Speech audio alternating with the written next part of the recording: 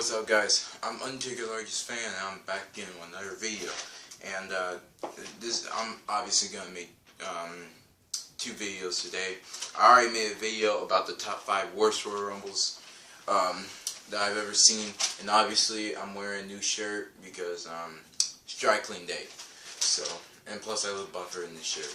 Anyway, yeah, so I'm gonna get through the top 5 best Royal Rumbles of all time. I already went through the top 5 worst because the reason why I did top 5 because I can't think of any other Royal Rumbles that was worse than these ones, and there was reasons to that, and there are reasons to why I think these ones are the best Royal Rumbles of all time. And this is just like from the vault. I'm just gonna say it. So I'm gonna start with number 10. Number 10, even though I don't really like this guy, John Cena. Yeah, so and his Royal Rumble wins, they're in 2 of the top 5. I mean, of the top 10 best Royal Rumbles of all time. The reason why I think Royal Rumble. Wait, no. I'm retarded. This one, he didn't win this one. This is the one that the winner of Royal Rumble 2005 was the winner of my pick for the worst Royal Rumble of all time, Batista. This is at the time when Batista was with Evolution, and no one was expecting him. At least I didn't expect him to win. I actually thought Cena was going to win, or Jericho. I wasn't really pissed off that Batista won, but I wasn't really exactly happy that Batista won. I really think that that probably Eddie Guerrero or Chris Jericho deserved the spot, but oh well, Batista won. But 2014 was not an exception at all. So that's why I put Royal Rumble 2005 in number 10. And like I said, I'm not talking about the whole pay-per-view entirely. I'm talking about the matches, because the matches basically count more than the whole pay-per-view itself, because that's basically the whole point, because in the name, Royal Rumble. Yeah, so now I know who won the next one. John Cena won the next one, which leads me to Royal Rumble to number 9. Fuck, I'm stuttering a lot. Royal Rumble 2008. Now the reason why I think this is one of the best Royal Rumbles, because no one really knew when Cena was going to return. No one really expected who was going to win this Royal Rumble. I actually thought Undertaker was going to win it for a second time, but unfortunately he didn't. And my second choice was I think it was HBK. I'm not really sure. I'm pretty sure, but I think it was Triple H. But who knows? But the only bad thing about this Royal Rumble is that the ECW champion was in this Royal Rumble. It didn't make any sense, since technically he's a world champion. I guess the ECW championship by then was not prestigious anymore.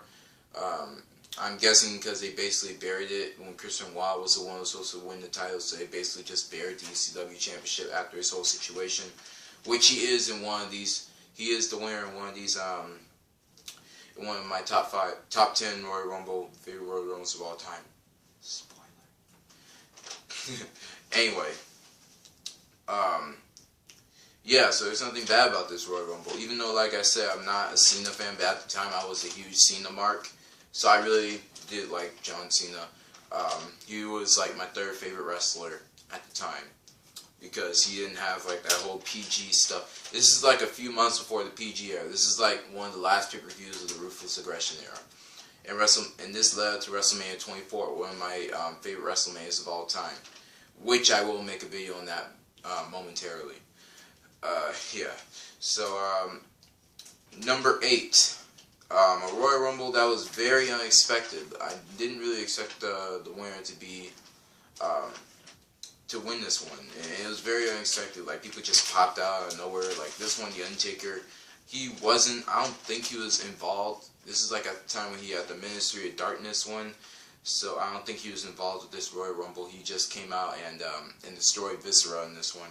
And for all you older fans who watched the WWF at the time, I'm pretty sure you guys know this one, what I'm talking about, so it's kind of a spoiler for you. Which leads me to number 8, Royal Rumble 1999. The reason why I put this one in here is because it was just so unexpected, and this is like the fight that we want to see between Stone Cold Steve Austin versus Vince McMahon, and where Vince McMahon would get his ass kicked. But the thing I didn't like about this Royal Rumble was that at the time, like, I'm looking at like a person, like a fan's point of view, even though at the time I wasn't born yet. It's like this. I like seeing Vince McMahon getting beaten up. I like seeing Vince McMahon getting beaten up. What the fuck do you mean? What the fuck do you mean Stone Cold is out of the Royal Rumble? Vince McMahon eventually did drop the Royal Rumble to Stone Cold. He was forced to, and Stone Cold had a great match against The Rock at WrestleMania 15, and he won the match. Yeah, so that's all I gotta say about Royal Rumble 1999. Number 7. I really love this Royal Rumble, but there are a lot of Royal Rumbles in my opinion. It's one of my top 5 favorite Royal Rumbles, but I have to put it on the lower list because there's a lot more Royal Rumbles that are 10 times better than this, in my opinion. I know everybody else has different opinions. Number 7. Royal Rumble 2002. This one had so much potential. This is at the time when Undertaker was back to being a heel. Stone Cold just came back to being a face. The Rock was facing Chris Jericho for the Undisputed title, and that was actually a great match. By the way, that was like a solid A- match. But the Royal Rumble had a lot of good returns. It was how it actually showed that the lower card people, like people who just debut, can actually take out the big dogs. Like Maven took out the Undertaker only to get his ass kicked at over at the popcorn stand to get his head. And that was actually probably, in my opinion, the biggest spot of the whole Royal Rumble. And there wasn't really any blood, even though this is like around the ending of the Attitude Era. There wasn't really any blood in this one. There are some Royal Rumble matches in this one that are a lot bloody. And yeah, but this one was just like a simple Royal Rumble. Everyone knew that Triple H was going to win the Royal Rumble. He just returned, so pretty much every wrestler that I noticed, that almost every wrestler that came back from either an injury or they just quit, won the Royal Rumble. Who said they were going to win the Royal Rumble? They won. John Cena did, Batista did, but that was something that no one wanted to see. And Edge did, Triple H did. I'm pretty sure The Undertaker came back at that point. I'm not really sure. Yeah. Hold on. Yeah. I'm sorry about that. My retarded ass neighbors are making noise, so I had to make them shut up. So anyway, yeah, there were some good spots in this Royal Rumble. Nothing really that spectacular, but yeah, it's the reason, now I'm looking back at it, that's the reason why I put this Royal Rumble at number 7. Number 6, Royal Rumble 1996, where one of my all-time favorites, Shawn Michaels, won his spot at the Royal Rumble for the second time. And he beat, I think he got Diesel. It's either this one or the next, or the one earlier. I'm pretty sure the other one he got British Bulldog. I'm not really sure. Yeah, but this one was really good, and also led to the match that took place in the Anaheim Aero Pond, which is like a few miles away from me. But this Royal Rumble was really good. But the only reason why I really liked it is because one of my all-time favorites, Shawn Michaels, who I was fortunate enough to meet. I won't show you the autograph. You can see one on my SummerSlam Access video if you want to know how it went with me and him. And yeah, so that's all I gotta say about this one. Which leads me to number 5, Royal Rumble 1995.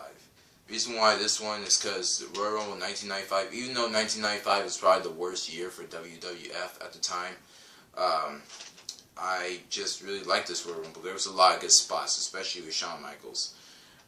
Yeah, so that's just simple as that, where I put number 5 for Royal Rumble 1995. Number 6, wait, what the fuck? I botched that. Number 4.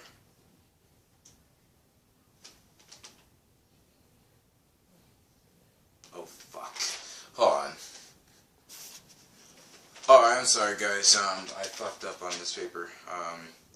Yeah, so, which leads me to number 4. Number 4, Royal Rumble 1997. The reason why I think this one is one of the best is because there's a lot of good spots in this one.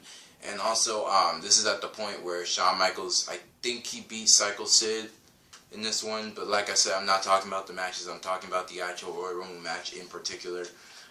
There were good spots, and Stone Cold, technically Bret Hart won the match, but they put in the statistics that that Stone Cold won the match. I honestly thought that Bret Hart should have won the match. He could have got the rematch with Shawn Michaels, but Shawn Michaels was injured. That's the main reason why they had switched to Bret Hart versus Stone Cold, because Shawn Michaels was injured, and then that's the reason why they said to Psycho Sid win the title back and having him face The Undertaker for the title.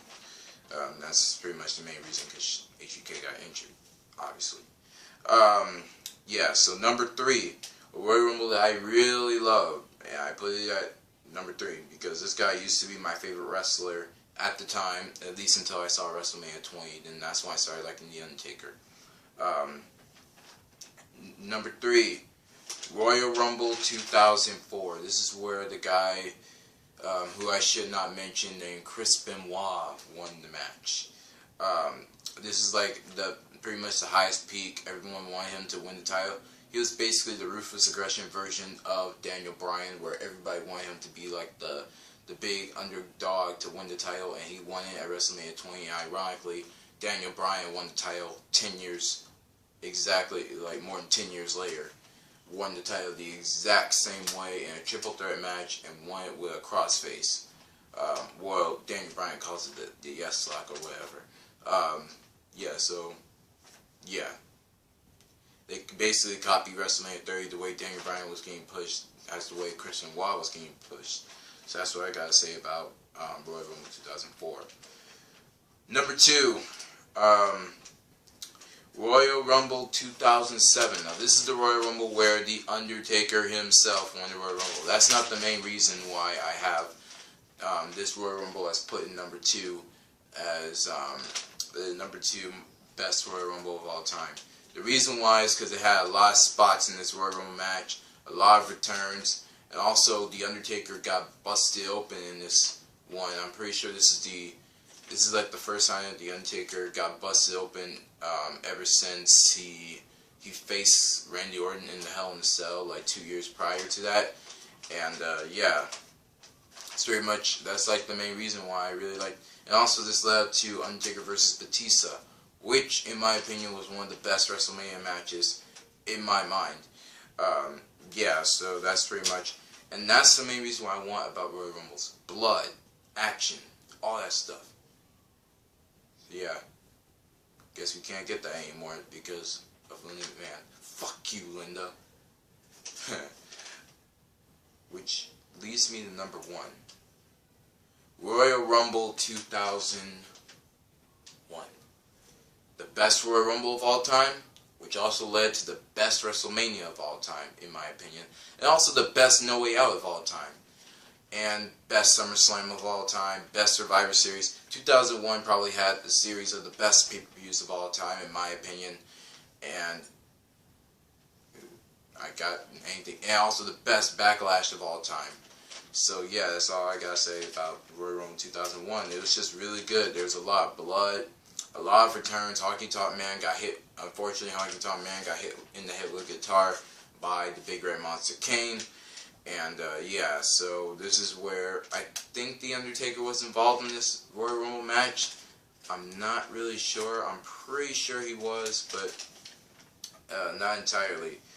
Triple H, I know Triple H interfered in Stone Cold, like he interfered with Stone Cold and hit him with a sledgehammer or a chair or something. I don't really remember this because I do not have the DVD for this one, unfortunately.